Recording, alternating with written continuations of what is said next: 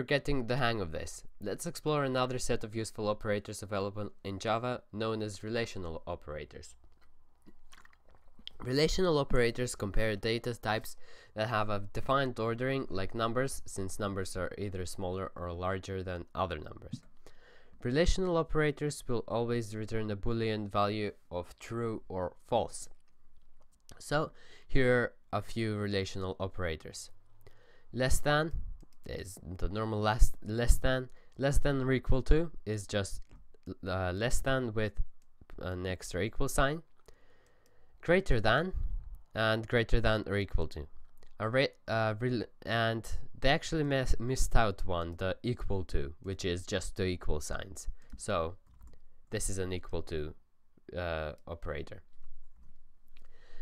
A relational operator is placed between the two operands, the terms that you want to compare using the relational operator.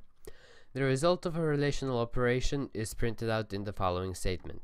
So system out printed 5 smaller less than 7, and that's going to return true because 5 is less than 7. So the example above will print out true because the statement 5 is less than 7 is true. So what we need to do is use one of the relational operators above to compare any two integers. So I don't know, let's say that number equal to that number. I don't know if it's going to let us do this.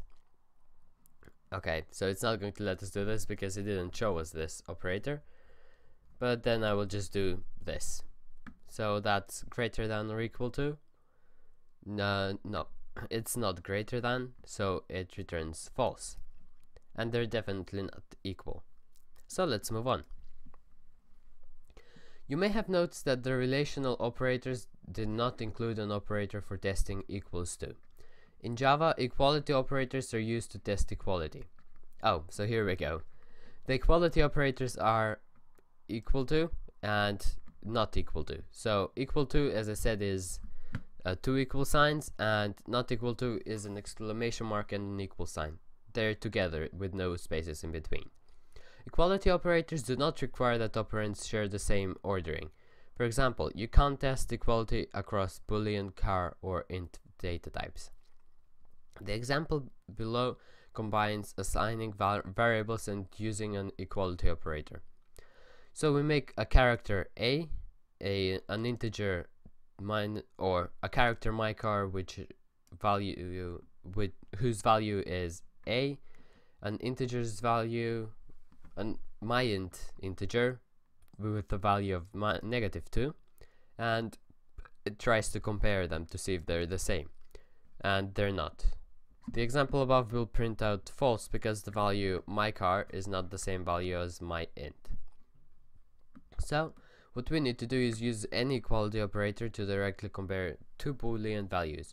Do not declare any variables. So let's say false equals false, and that is true, so we should have true, yes. So let's move on. Sorry about that, I'm still slightly ill. Congratulations, you've learned some of the building blocks of Java programming. What can we generalize so far? Data types are integer, Boolean, and character. There are other ones as well, but those are the ones that we will be using for now. Variables are used to store values. Whitespace helps make code easy to read for you and others.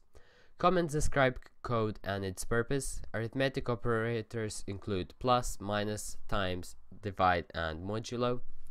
Relational operators include smaller than or less than, less or equal to than, greater than and greater or equal to than.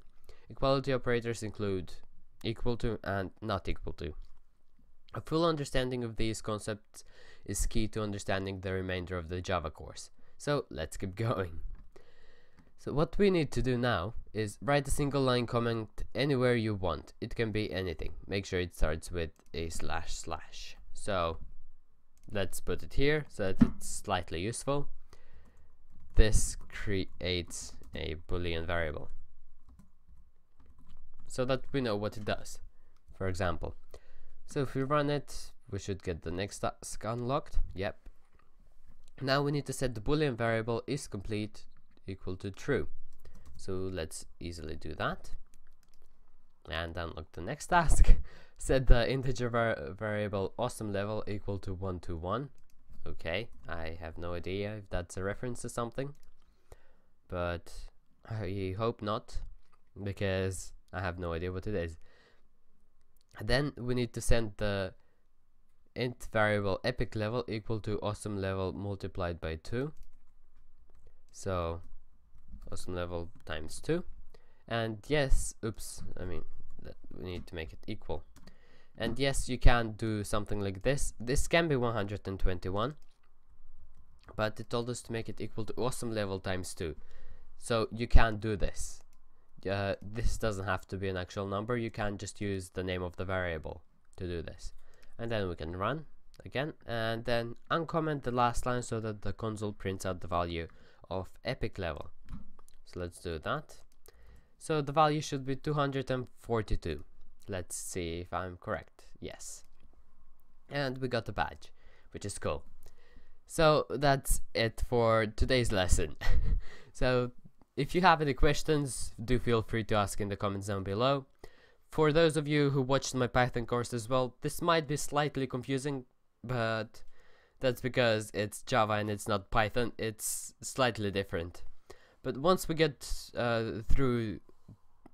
to actual tasks where we do things, it might get a bit easier. So until then, thanks for watching and goodbye. So thank you so much for watching this video. If you liked this video, then please click the like button. If you didn't like it, please click the dislike button, and please tell me in the comments down below why you didn't like the video.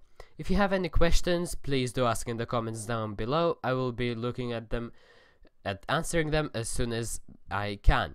So until next time, thanks for watching and goodbye.